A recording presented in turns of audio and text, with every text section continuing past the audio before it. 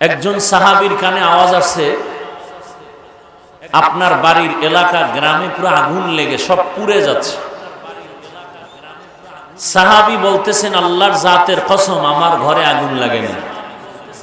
সাহাবী ওখানে নাই, অনেক দূরে। এলাকার থেকে একজন এসে বলল, ভাই আপনার বাড়ি সহ গ্রাম শুদ্ধ আগুন লেগেছে, পুড়ে যাচ্ছে সব। দোয়া করতে কষ্ট লাগে না?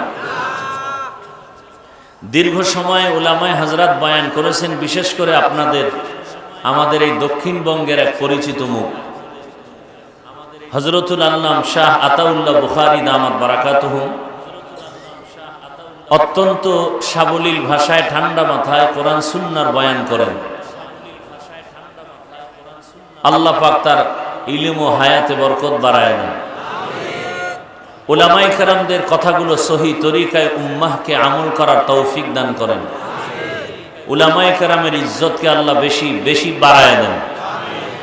যারা আলেমদের বিরোধিতা করে, চক্রান্ত করে, বিভিন্ন প্রক্রিয়ায় লেখার দ্বারা, ফেসবুকে বলার দ্বারা, মিডিয়ায়, আল্লাহ তাদের হেদায়াত দান করেন। আল্লাহ পাকের ইলম ও কুদরতে তাদের হেদায়াত না থাকলে আল্লাহ কুদরতের দ্বারা দমন করে দেন। আমি আপনাদের দোয়া নিতে আসছি,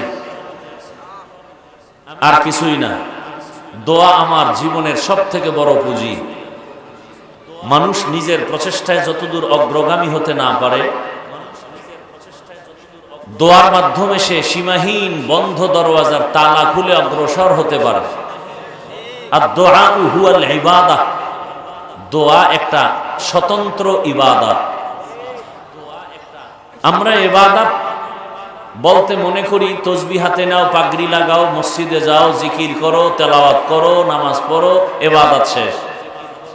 আজকে আমার আলোচনার বিষয় হলো ইবাদত। আজকে বুঝাবো ইবাদত কি, ইবাদত কেন, ইবাদত কিভাবে করব, ইবাদত কি জিনিস, ইবাদত কেন করব, ইবাদত কিভাবে করব।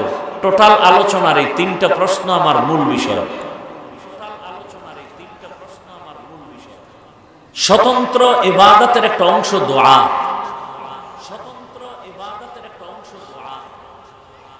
একজন সাহাবীর কানে আওয়াজ আসছে, আপনার বাড়ির এলাকা গ্রামে পুরো আগুন লেগে সব পুড়ে যাচ্ছে।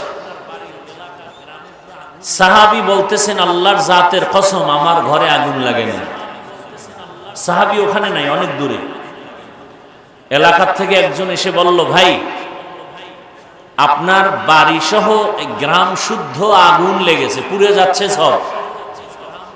সাহাবী না দেখেই বলতেছেন, আল্লাহর জাতের কসম আমার ঘরে আগুন লাগে নাই। খবর নিয়ে দেখলো ওই সাহাবীর ঘরের ডানে আগুন, বামে আগুন, তার ঘরে কোনো আগুন নেই। জিজ্ঞাসা করলো, আপনি এতটা মজবুত কসম কাটলেন কেন? বলে, রসুলের তাবিজ লাগানো আছে আমার সাথে। রসুলের তাবিজ ফজরের নামাজের পরে যদি এই দোয়াটা কেউ পড়ে, আল্লাহ শত কোটি ফেরেশতা দিয়া তার ঘর বাড়ি মাল জান হেফাজত করবেন। বিশ্বাসে মুক্তি। বিশ্বাসে কি? এজন্য আল্লাহর কাছে একটা দোয়া করবেন। পারবেন না ইনশাআল্লাহ? যে হে আল্লাহ, এই দোয়াটা করবেন, আল্লাহ আপনার জাত, সিফত এবং কুদরতের উপর আমাদের পূর্ণ ইয়াকিনের মাকাম দান করেন। আপনার জাত ও সিফত ও কুদরতের উপর আমাদের ইয়াকিনের মাকাম দান করেন। আমাদের ইয়াকিনের মাকাম দান করেন।